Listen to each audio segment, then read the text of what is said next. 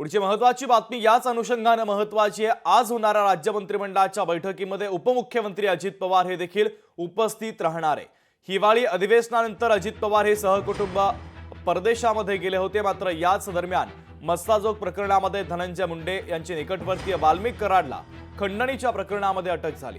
हत्येमागे वाल्मिक कराड असल्याचा आरोप आमदार सुरेश धस हे करतात। त्यामुळे या सर्व प्रकरणाची चौकशी होईपर्यंत धनंजय मुंडे यांचे मंत्रिपद काढून घ्यावं अशी मागणी देखील आता विरोधकांनी सातत्याने केलेली आहे। धनंजय मुंडे यांचं मंत्रिपद ठेवायचं की काढायचं याचा निर्णय अजित पवार घेतील असं सुरेश धस यांनी म्हटलेलं आहे। त्यामुळे याबाबत अजित पवार नेमका आज काय बोलणार याकडे सर्वांचं लक्ष लागलेलं आहे।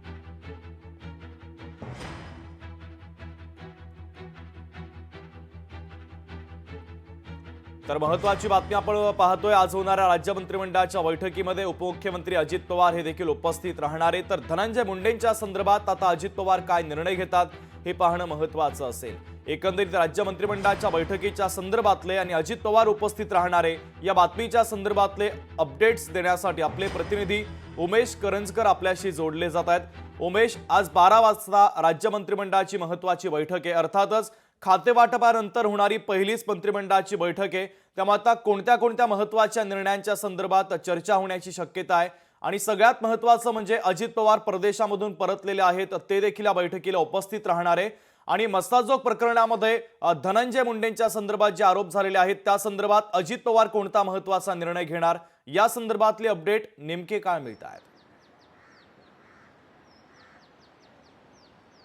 शुभम, आज 12 वाजता मंत्रिमंडळाची ही बैठक असणार आहे आणि खातेवाटपानंतर ही बैठक असल्यामुळे सर्वच मंत्री जे आहेत ते या सगळ्या बैठकीसाठी हजर असणार आहेत। खास करून जर असा आपण जो उल्लेख केलेला आहे की मस्साजोग प्रकरण, या मस्साजोग प्रकरणामध्ये वाल्मिक कराड यांचं नाव जोडलं जात आहे। आता सध्या तरी त्यांना थेट आरोपपत्रात त्यांचं नाव नसलं तरी खंडणी प्रकरणामध्ये त्यांचं नाव आहे, त्यांना आरोपी म्हणून अटक देखील झालेली आहे आणि या सगळ्या संदर्भाचा जो चौकशी आहे ती देखील सुरू आहे की संतोष देशमुख यांच्या प्रकरणात वाल्मिक कराड यांचा नेमका कसा हात आहे, कसा सहभाग आहे याची सगळ्या सध्या चौकशी सुरू आहे। आणि वाल्मिक कराड हे धनंजय मुंडे यांच्या अत्यंत निकटवर्ती असल्याने सातत्याने धनंजय मुंडे यांच्यावर आरोप केले जात आहेत। त्यांना हे सगळे प्रकरण व्यवस्थितपणे याची सगळी चौकशी झाली पाहिजे, कोणताही राजकीय हस्तक्षेप नको म्हणून धनंजय मुंडेला सध्या तरी मंत्रिमंडळातून किंवा त्यांचं जे मंत्रिपद आहे ते काढून घेण्याचे अशा प्रकारची सातत्याने मागणी केली जाते। आज अजित पवार मंत्रिमंडळाच्या बैठकीला असणार आहेत, कारण हिवाळी अधिवेशन झाल्यानंतर अजित पवार जे आहेत ते परदेशी गेले होते। आपल्या सहकुटुंब परदेशवारी केल्यानंतर आज ते मंत्रिमंडळाच्या बैठकीत सहभागी होणार। त्यामुळे या सगळ्या प्रकरणात त्यांची प्रतिक्रिया अत्यंत महत्त्वाची आहे। धनंजय मुंडे संदर्भात ते कोणता निर्णय घेतात का किंवा या सगळ्या संदर्भात काही स्पष्टीकरण देतात का हे पाहणं तेवढंच महत्त्वाचं असणार आहे, कारण सातत्याने अजित पवार कुठे आहेत, अजित पवारांनी या सगळ्या संदर्भात निर्णय घेतला पाहिजे। मुख्यमंत्र्यांनी देखील धनंजय मुंडे यांची धनंजय मुंडे यांनी मुख्यमंत्र्यांची भेट घेतली होती।